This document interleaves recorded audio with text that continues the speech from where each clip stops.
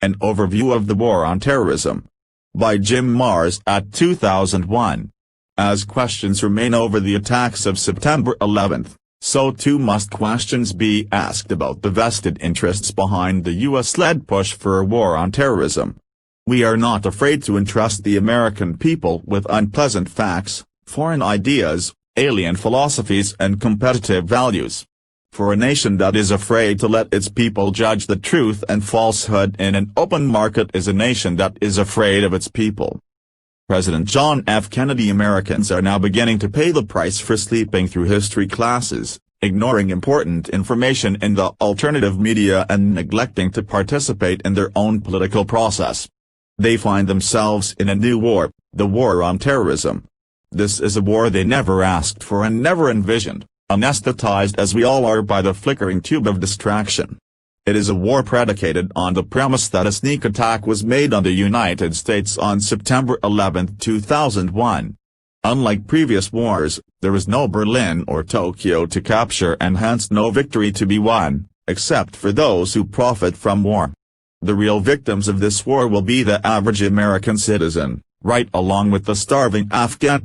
This new war might well be compared to the failed war on drugs and the nearly forgotten war on poverty. No clear victory has yet been achieved over the misuse of drugs or the ravages of poverty within our own nation. Our prisons are overflowing with drug offenders, with no appreciable lessening of either demand or supply of illegal drugs, and our basic civil rights have been badly mauled. Just like those failed campaigns, the war on terrorism for the foreseeable future will set us all on a costly course of restrictions on individual freedom, ever more centralized authority and omnipresent fear. And where are the voices of those who would argue the merits of this new war? The airwaves and newspapers only ratchet the fear factor upwards each day, with little or no effort to hear the many thoughtful Americans who are asking themselves, do one really need to give up my freedoms in order to save them? So with flags flying on the antennae of our gas-guzzling vehicles and love of country pulsing in our hearts, we march off to yet another war for oil. Wars for oil. Yes, oil. Petroleum has been behind all recent wars, beginning in the early 1940s when a mostly rural and isolationist America was suddenly thrown into World War H as a reaction to the Japanese attack on Pearl Harbor. Americans mourned the loss of some 3,000 soldiers and civilians in Hawaii and, in righteous indignation, allowed their country to be turned into a giant military camp. The federal government, which had consolidated so much power unto itself under the depression-busting policies of President Franklin Roosevelt, grew even stronger and more centralized under the aegis of national security. It all seemed quite natural and necessary at the time. But serious students of history now know that even that good war was the result of machinations by a handful of wealthy and powerful men. By closing off Japan's oil supplies in the summer of 1941, Roosevelt, the quintessential Wall Street insider, ensured an eventual attack on the United States. It has now been well established that Roosevelt and a few close advisers knew full well that Pearl Harbor would be attacked on December 7, 1941, but chose to allow it to happen to further their agenda for launching America into war. The details of this may be found in my book, Ruled by Secrecy. The Vietnam War was prosecuted by men who were close to Roosevelt and the Council on Foreign Relations, CFR, and who had long voiced a desire to gain control over Indochina's oil, magnesium and rubber assets. Again a provocation was created. In August 1964, President Lyndon Johnson whipped Congress into a frenzy by claiming that North Vietnamese gunboats had attacked the U.S. Sixth Fleet in the Gulf of Tonkin off the coast of Vietnam. "Our boys are floating in the water," he cried.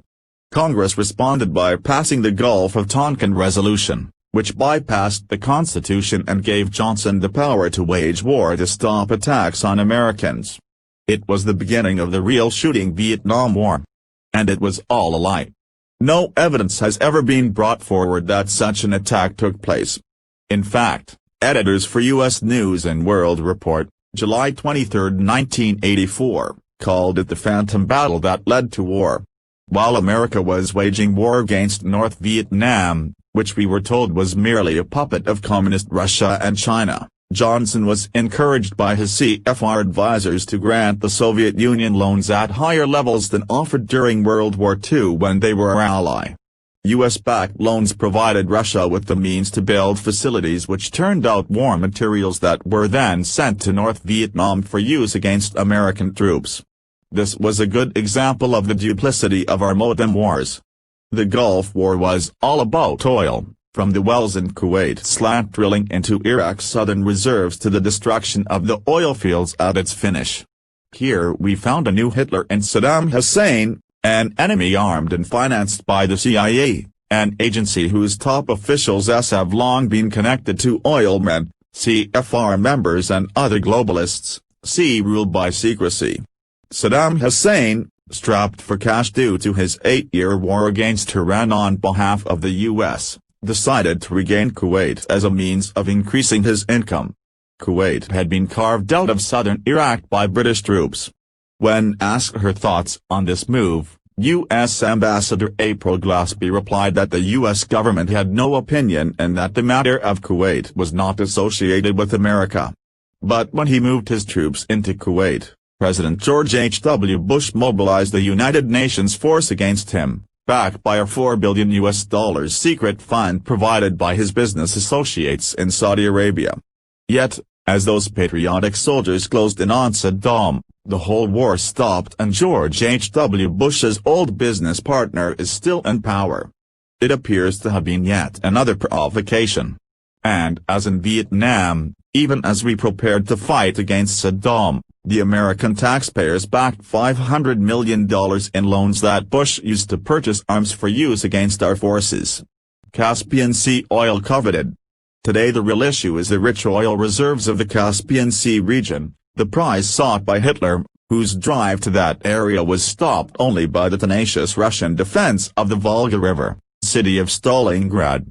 In the late 1970s, with the Soviet discovery of vast untapped oil in Chechnya, the region was ripe for exploitation, but control over Afghanistan was needed to ensure the safety of a pipeline to bring the oil to world markets. But after almost 10 years of brutal, no-quarter fighting against Afghans and Arab mercenaries including Osama bin Laden, and backed by the U.S., the Soviets were forced to withdraw. The economic stress of this Russo-Afghan war was enough to topple communism in the early 1990s. Now the international bankers and oilmen have a foothold in cash-strapped Russia, and the estimated $40 billion in Caspian Sea oil is again attracting serious attention. In 1997, 6 international companies and the government of Turkmenistan formed Central Asian Gas Pipeline Limited, sent gas, to build a 709-mile-long pipeline to Pakistan and perhaps onto the New Delhi area of India. Leading this consortium was Unocal Corporation, whose president, John F. M. Jr., said the project would be the foundation for a new commerce corridor for the region often referred to as the Silk Road for the 21st century. But problems developed with the fundamentalist Muslim government in Afghanistan, not the least of which was the Taliban government's treatment of women, which prompted feminist demonstrations against firms seeking to do business there. Additionally, the Taliban regime was creating chaotic conditions by pitting the various Islamic sects against each other in order to maintain control. In mid-1999, Unocal withdrew from the pipeline consortium, citing the hazardous political situation, and the project languished. Notice that in President George W. Bush's declaration of war on terrorism, he never mentioned terrorists in Northern Ireland or Palestinian Suicide bombers. Attention was focused only on Afghanistan, the one nation necessary to complete the lucrative pipeline. It should also be noted that Vice President Dick Cheney headed Halliburton, a giant oil industry service company with vested interests in the region, and he is generally thought to be more powerful than the president. Afghan action planned long ago. Today it can be demonstrated that military action against Afghanistan was in the works long before the September 11 attacks. As reported by the BBC's George Orney, former Pakistan Foreign Secretary Niaz Naik was alerted by American officials in mid-July that military action against Afghanistan would be launched by mid-October. At a UN-sponsored meeting concerning Afghanistan in Berlin, Naik was informed that unless bin Laden were handed over, America would take military action either to kill or capture both him and Taliban leader Mullah Omar as the initial step in installing a new government there. In a 1998 interview published in the French publication Le Nouvel Observateur, the significant portions of which never made it to the United States, former National Security Advisor Zbigniew Brzezinski admitted that American activities in Afghanistan actually began 6 months prior to the Soviet action of December 1979. Brzezinski said the Jimmy Carter administration began secretly funding opponents of the pro-Soviet regime in Kabul in July 1979, with the full knowledge that such action might provoke a Soviet invasion. Soviet leaders at the time argued that the invasion was necessary to thwart American aggression in Afghanistan. The former National Security Advisor, who helped found the globalist Trilateral Commission, expressed no regret at this provocation, stating that secret operation was an excellent idea. It brought about the demoralization and finally the breakup of the Soviet Empire. It also produced the Taliban regime which we are fighting today, as well as Osama bin Laden. By 1984, with Vice President George Bush overseeing the Afghan situation, bin Laden was in charge of the Maktab al-Khitamat, MAC, which funneled money, arms, and manpower from the outside world into the war against the Soviets. He soon helped form a polyglot formation of Muslim troops from Egypt, Pakistan, Lebanon, Syria and Palestinian refugee camps, whom the CIA found easier to deal with than the Muslim fundamentalists in Afghanistan. There should be considerable soul-searching about America's role in arming and training an international group of Muslim extremists in Afghanistan, long after their comrades destroyed the Marine barracks in Beirut and hijacked numerous airliners. Little noticed in the aftermath of the September 11 attacks were reports that China had signed a pact with the Afghans and was quietly inducted into the controversial World Trade Organization action, which under normal circumstances would have drawn widespread protest.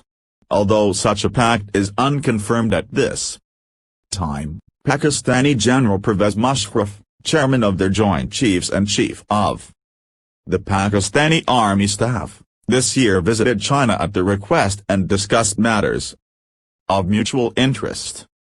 Although it is claimed that Pakistan is aiding the U.S. in the current war on terrorism, the State Department's coordinator for counterterrorism, Michael Shichem, told the Senate Foreign Relations Subcommittee that Pakistan supports and trains terrorist groups in Afghanistan. This raises the specter of Chinese intervention, should U.S. forces become bogged down in mountainous Afghanistan. This prospect is particularly unsettling, as back in 1555 the French prophet Nostradamus, who has been proven correct in so many of his prophecies, published his prediction that America and Russia would go to war against a coalition made up of Arab nations and China, cc. in v.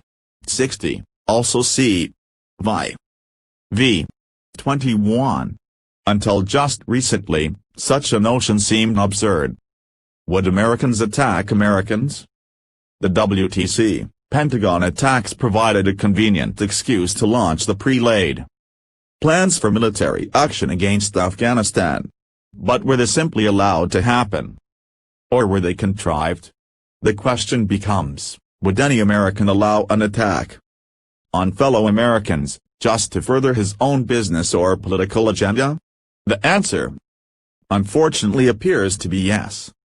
Incredibly, 40-year-old government documents, thought to have been destroyed long ago but recently made public, show the U.S. military in the early 1960s proposed